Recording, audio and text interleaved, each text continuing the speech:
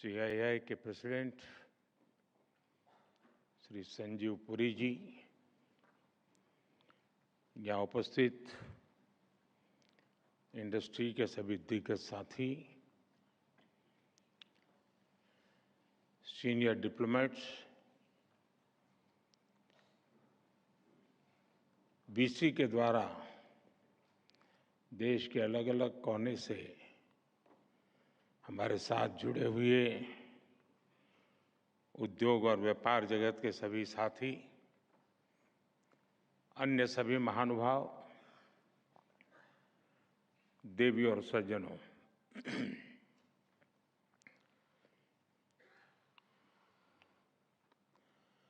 अगर युवाओं की सभा होती तो मैं शुरू करता, हाउ इज द जोश।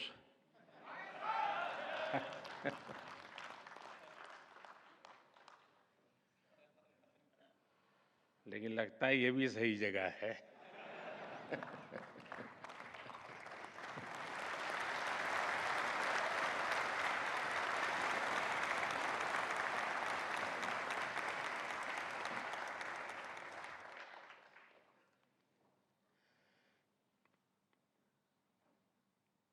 और जब मेरे देश में इस प्रकार से जीवन के हर क्षेत्र में स्थिरता प्राप्त किए व्यक्ति जोश से भरे हुए हो, तो मेरा देश कभी पीछे नहीं हट सकता।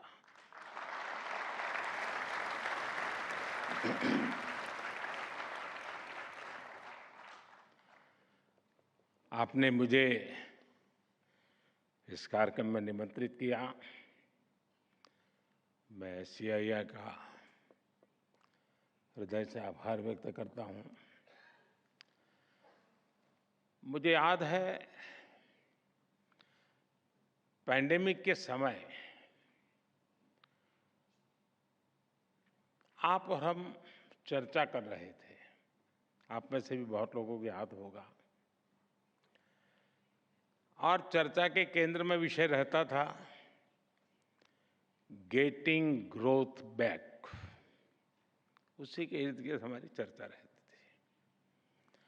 और तब मैंने आपसे कहा था कि भारत बहुत ही जल्द विकास के पथ पर दौड़ेगा।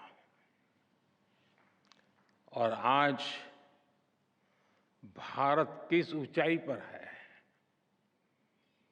आज भारत 8% की रफ्तार से ग्रो कर रहा है।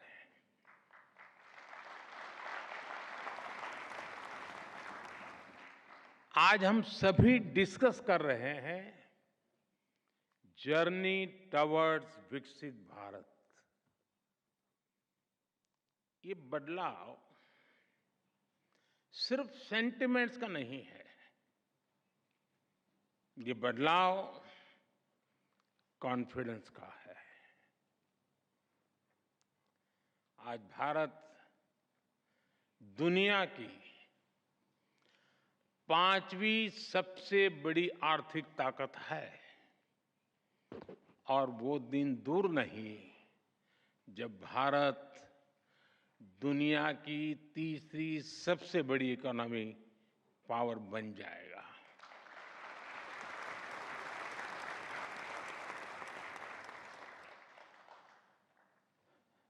मैं जिस बिरादरी से आता हूं, उस बिरादरी की एक पहचान बन गई है कि चुनाव के पहले जो बातें करते हैं, चुनाव के बाद भुला देते हैं। लेकिन मैं उस बिरादरी में अपवाद हूं। और इसलिए मैं आपको याद कराता हूं कि मैंने कहा था कि मेरे तीसरे टर्म में देश तीसरे नंबर की इकोनॉमी बनेगा।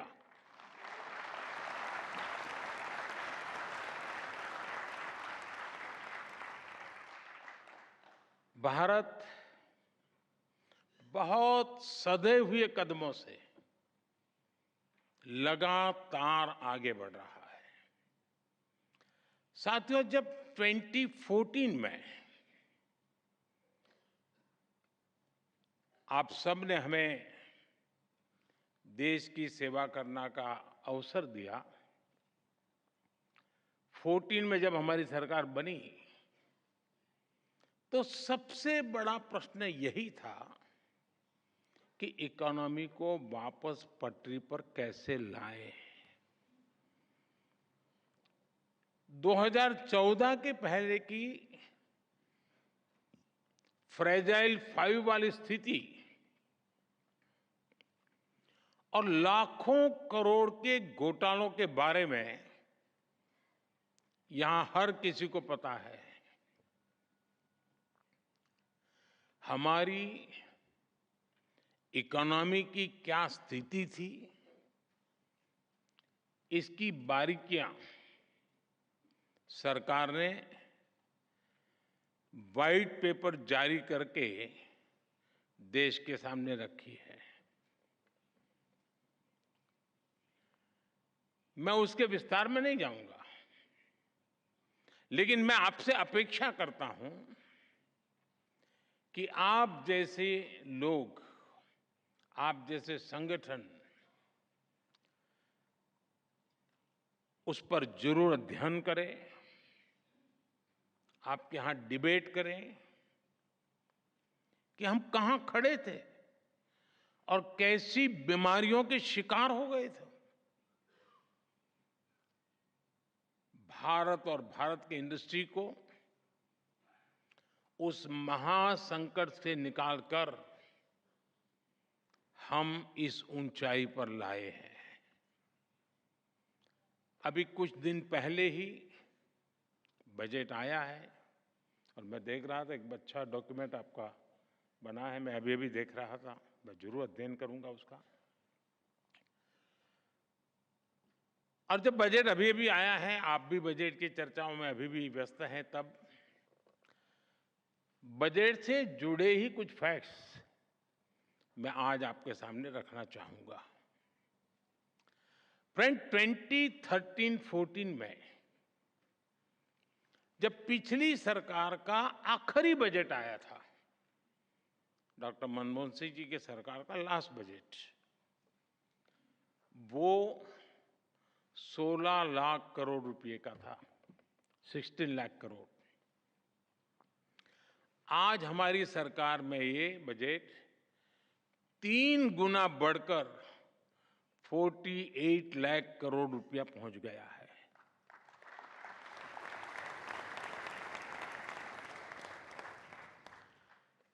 कैपिटल एक्सपेंडिचर, जिसे रिसोर्स इन्वेस्टमेंट का सबसे बड़ा प्रोडक्टिव माध्यम कहा जाता है, और उसका आंकड़ा बहुत ही इंटरेस्टिंग है।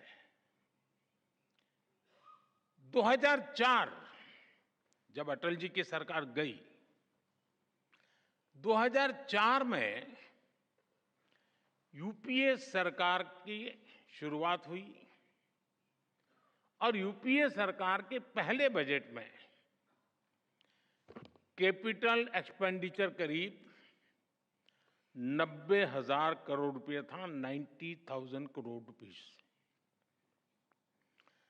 10 साल सरकार चलाने के बाद, यानी 2014 में यूपीए सरकार का 10वां वर्ष था, अपने कैपिटल एक्सपेंडिचर का बजट 2 लाख करोड़ रुपए, 2 लाख करोड़ रुपए तक पहुंचा पाई थी, यानी 90,000 से 2 लाख करोड़। और आज कैपेक्स 11 लाख करोड़ रुपए से भी ज्यादा है।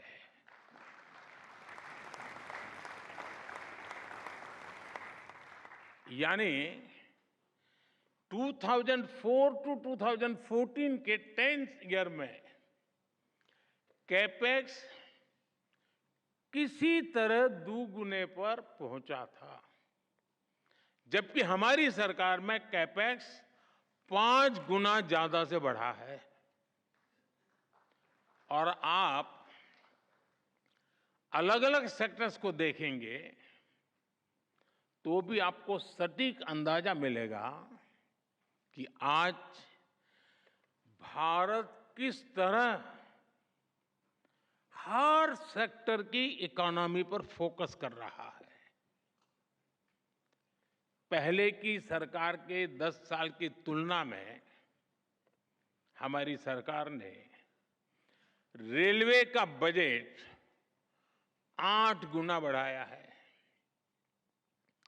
हाईवेज का बजट 8 गुना बढ़ाया है, एग्रीकल्चर का बजट 4 गुना से ज्यादा बढ़ाया है और डिफेंस का बजट 2 गुने से अधिक बढ़ाया है। और साथियों, हर सेक्टर में बजट में ये रिकॉर्ड बढ़ोतरी और साथ साथ टैक्स में रिकॉर्ड कटौती करने के बाद की गई है। 2014 में 1 करोड़ रुपए कमाने वाली एमएसएमईज को प्रिजम्पटिव टैक्स देना होता था, 1 करोड़। अब 3 करोड़ रुपए तक की आय वाली एमएसएमईज भी इसका लाभ उठा सकती है। 2014 में 50 करोड़ तक कमाने वाली एमएसएमईज को 30% टैक्स देना होता था। आज ये रेट 22% है। 2014 में कंपनियां 30% कॉर्पोरेट टैक्स देती थी, आज 400 करोड़ रुपए तक की आय वाली कंपनियों के लिए रेट 25% है। और फ्रेंड्स, बात सिर्फ बजट एलोकेशन बढ़ाने या टैक्स कम करने की नहीं है, बात गुड गवर्नेंस की भी है।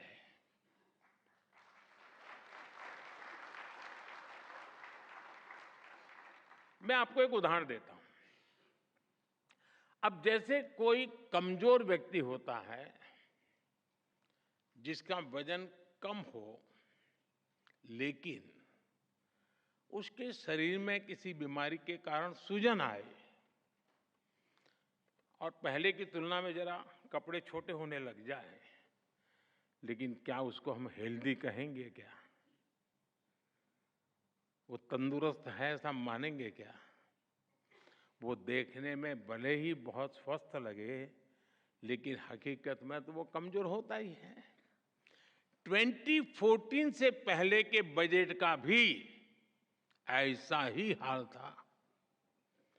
तब बजट में बड़ी बड़ी घोषणाएं इसलिए की जाती थी कि दिखाया जा सके कि अर्थव्यवस्था की सेहत अच्छी है। लेकिन सच्चाई ये थी कि बजट में जो घोषणाएं होती थी वो भी जमीन पर पूरी तरह नहीं उतर पाती थी। ये लोग इंफ्रास्ट्रक्चर के लिए तय की गई राशि को भी पूरी तरह खर्च नहीं कर पाते थे। जब घोषित करते थे तो हेडलाइन लेते थे,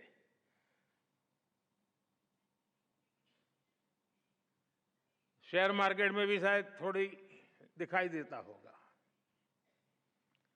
योजनाओं को तय समय पर पूरा करने पर भी पहले की सरकारों का कोई जोर नहीं था।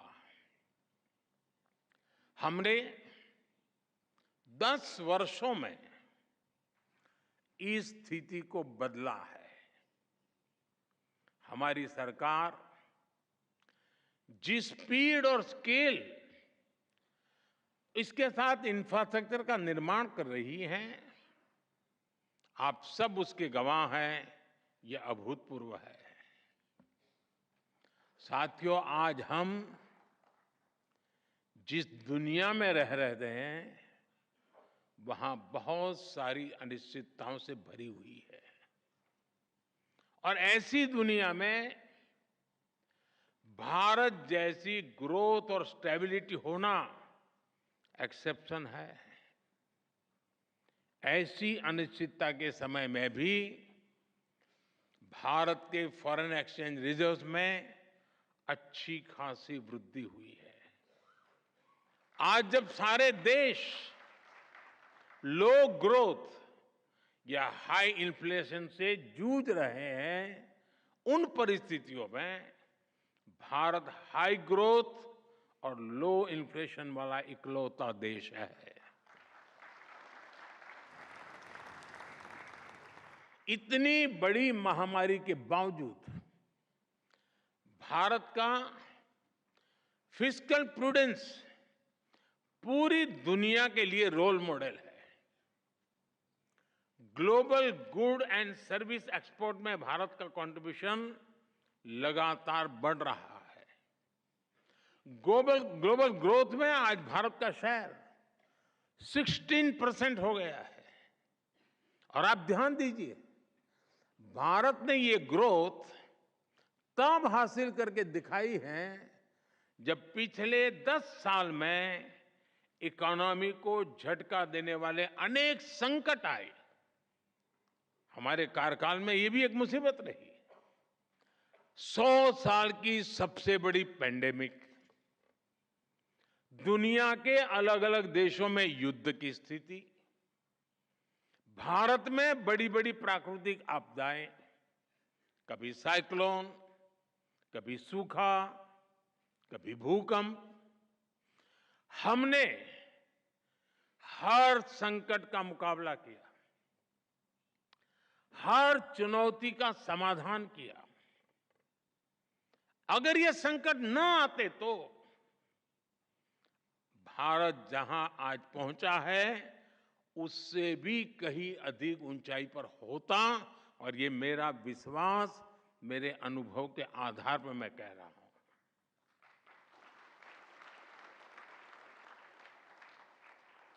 साथियों, आज देश विकसित भारत के संकल्प को लेकर चल रहा है। बीते 10 वर्षों में 25 करोड़ लोग गरीबी से बाहर निकले हैं। हम देश के नागरिकों की ईज ऑफ लिविंग पर फोकस कर रहे हैं।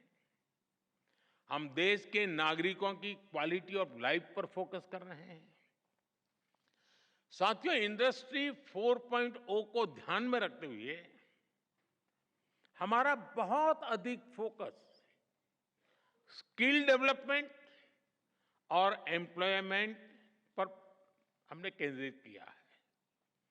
आज देश के युवाओं में एक मिजाज बना है कि अपने दम पर कुछ करके दिखाना है। इसमें मुद्रा योजना हो, स्टार्टअप इंडिया अभियान हो, स्टैंड अप इंडिया हो, युवाओं की बहुत मदद कर रही है। मुद्रा योजना से लगभग मदद लेकर के 8 करोड़ से ज्यादा साथियों ने पहली बार कोई बिजनेस शुरू किया है। देश में आज करीब 1,40,000 स्टार्टअप्स हैं और इनमें लाखों युवा काम कर रहे हैं, नए नए साहस कर रहे हैं। इस बजट में भी जिस 2 लाख करोड़ रुपए के पीएम पैकेज की घोषणा हुई है, चारों तरफ उसकी वाहवाही हो रही है, खूब प्रशंसा हो रही है। इसका सीधा लाभ 4 करोड़ से अधिक युवाओं को मिलने का। ये पीएम पैकेज होलिस्टिक और कॉम्प्रिहेंसिव है। ये टुकड़ों में नहीं है, ये इंटरलिंक है, एंड टू एंड एक सॉल्यूशन है। इसका विजन स्पष्ट है। भारत की मैन पावर ग्लोबली कॉम्पिटिटिव हो, भारत का प्रोडक्ट ग्लोबली कॉम्पिटिटिव हो और सिर्फ क्वालिटी नहीं बल्कि वैल्यू की दृष्टि से भी वो कॉम्पिटिटिव हो। हमारे युवाओं की स्किल बढ़े, उनका एक्सपोजर बढ़े, उन्हें आसानी से रोजगार मिले, इसके लिए हम इंटर्नशिप स्कीम लेकर आए हैं। एम्प्लॉयमेंट जनरेशन करने वाले आप जैसे जो लोग हैं, उनको लार्ज स्केल पर इंसेंटिव मिले, इसका भी हमने ध्यान रखा है। इसलिए ही सरकार ने ईपीएफओ कंट्रीब्यूशन में इंसेंटिव की घोषणा की है। साथियों, हमारी सरकार का इंटेंट और कमिटमेंट एकदम साफ है।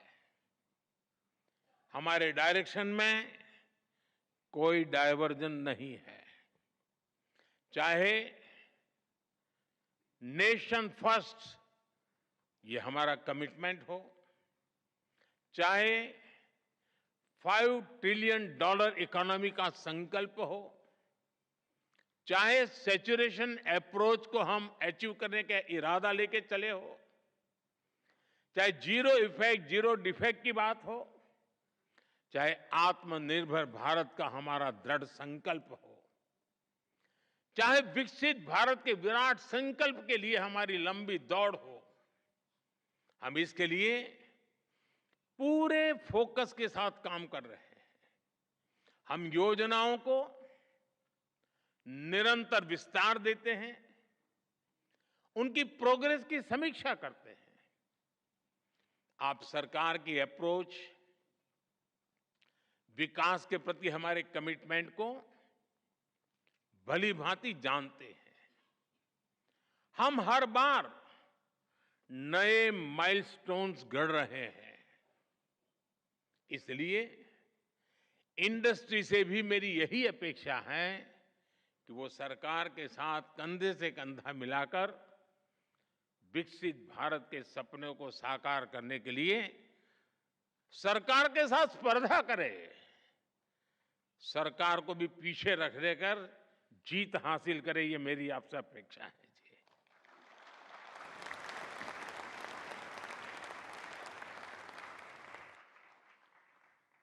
पीएम पैकेज की घोषणाएं ये हम दोनों, चाहे सरकार हो या इंडस्ट्री, ये हमारा साझा दायित्व के रूप में हमें तेज गति से आगे बढ़ाना है। मुझे आप पर पूरा भरोसा है। साथियों, इस बार के बजट का एक और पहलू है जो विकसित भारत की हमारी जर्नी को ताकत देगा। ये विषय है मैन्युफैक्चरिंग। आप सभी ने देखा है कि 10 साल में भारत का मैन्युफैक्चरिंग इकोसिस्टम कैसे ट्रांसफॉर्म हुआ है। हमने मेक इन इंडिया जैसा महत्वाकांक्षी अभियान शुरू किया। हमने अनेक सेक्टर्स में एफडीआई नियमों को सरल किया। हमने मल्टी मॉडल लॉजिस्टिक पार्क बनाए। 14 सेक्टर्स के लिए पीएलआई स्कीम्स लॉन्च की। ऐसे निर्णयों ने मैन्युफैक्चरिंग सेक्टर का आत्मविश्वास नई ऊंचाई पर पहुंचाया है। अब इस बजट में देश के 100 बड़े शहरों के पास investment ready plug and play industrial park बनाने की घोषणा हुई है।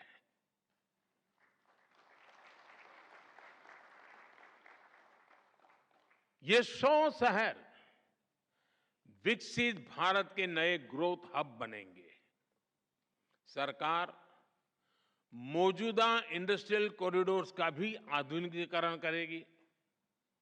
हमारा बहुत बड़ा फोकस एमएसएमईज पर भी है।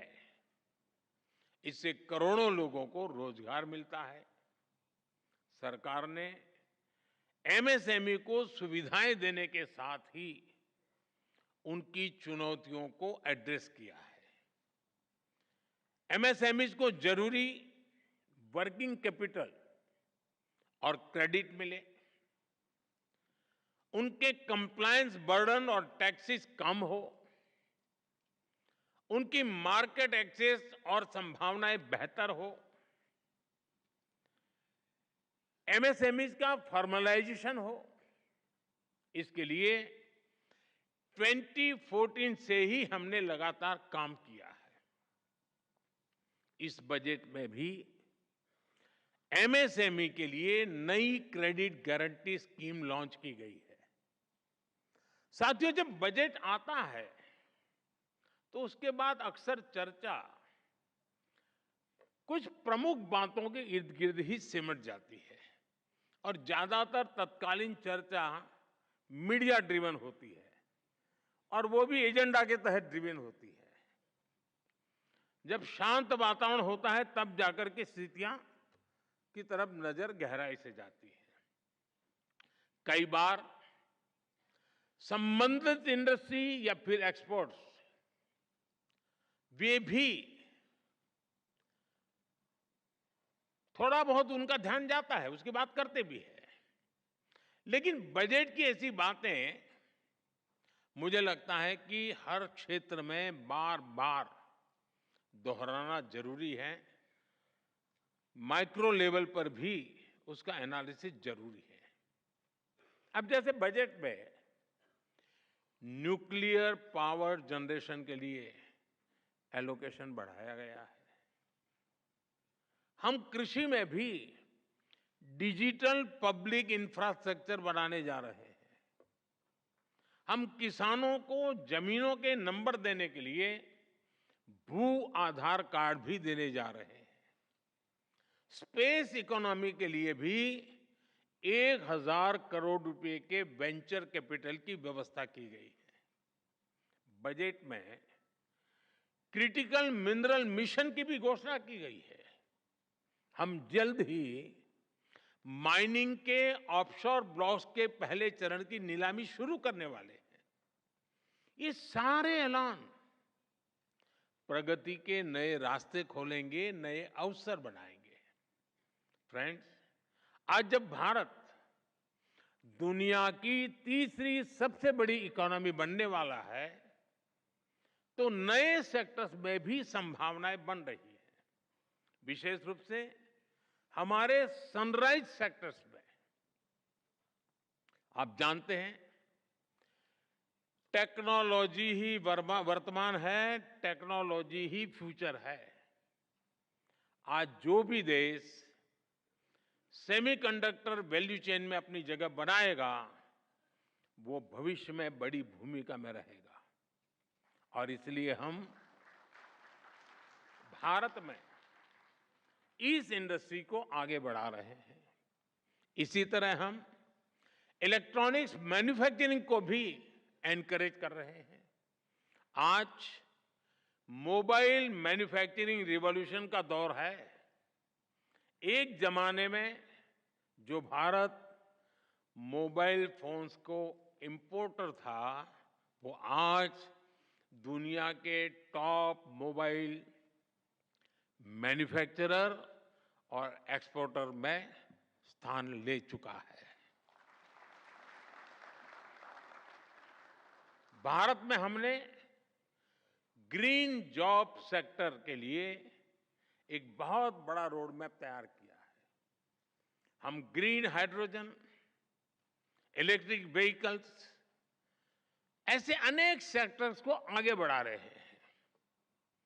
अब पीएम सूर्यघर योजना, ये इतनी बड़ी योजना है, इतने वेंडर्स की जरूरत है और सरकार एक एक घर को 75,000 रुपया देने वाली है।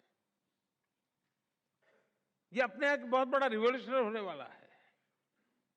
इस बजट में क्लीन एनर्जी के लिए उठाए गए कदमों की खूब चर्चा हो रही है। आज के दौर में एनर्जी सिक्योरिटी और एनर्जी ट्रांजिशन दोनों ही इकोनॉमी और इकोलॉजी के लिए इतने ही महत्वपूर्ण है। लेकिन इसके साथ ही हम स्मॉल न्यूक्लियर रिएक्टर्स पर भी काम कर रहे हैं।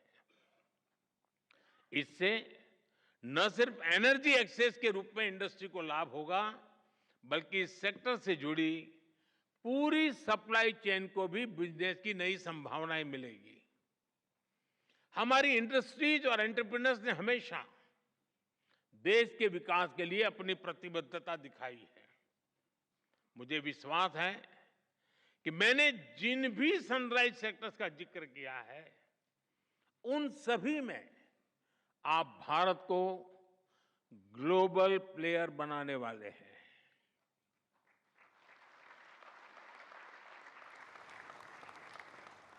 और ये मेरे लिए ग्लोबल प्लेयर शब्द भर नहीं है जी, मैं साफ मानता हूं मेरा देश ग्लोबल प्लेयर बनेगा।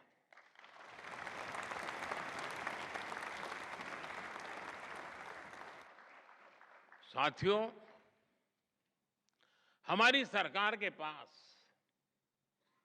राजनीतिक इच्छा शक्ति की कोई कमी नहीं है, और इससे तो आप भी परिचित हैं। हमारे लिए देश और देशवासियों की आकांक्षाएं, उनके एस्पिरेशंस, ये हमारे लिए सर्वोपरि है। मैं इंडस्ट्री को, भारत के प्राइवेट सेक्टर को भी विकसित भारत बनाने का एक सशक्त माध्यम मानता हूं। मैं आप जैसे साथियों को, वेल्थ क्रिएटर्स को भारत की ग्रोथ स्टोरी का प्रमुख ड्राइविंग फोर्स मानता हूं। और मैं लाल किले से भी गर्व के साथ इसका जिक्र करने में संकोच नहीं करता हूं। साथियों, पूरी दुनिया की नजर आज भारत पर है, आप सब पर है। आज भारत की नीति, भारत की निष्ठा, भारत का निश्चय, भारत के निर्णय और भारत में हो रहा निवेश पूरे विश्व की प्रगति का आधार बन रहा है। दुनिया भर के इन्वेस्टर्स यहां आने के लिए लालायित है। वर्ल्ड लीडर्स भारत को लेकर पॉजिटिविटी से भरे हुए हैं।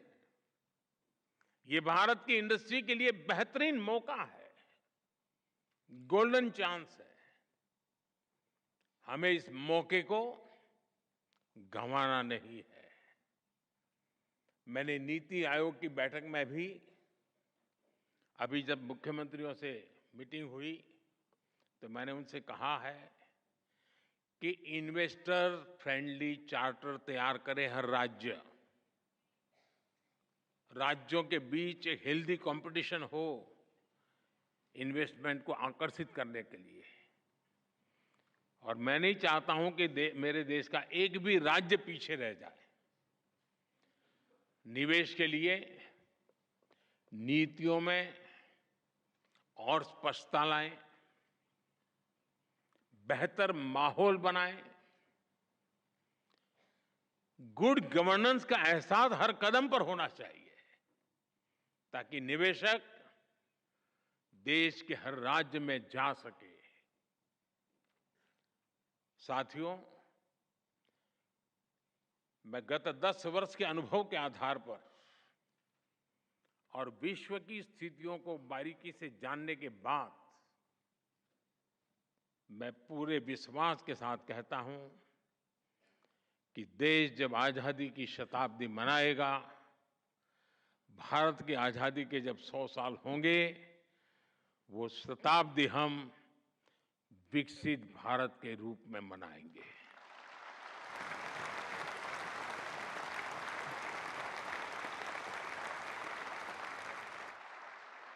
हम गरीब देश के रूप में आजाद हुए थे,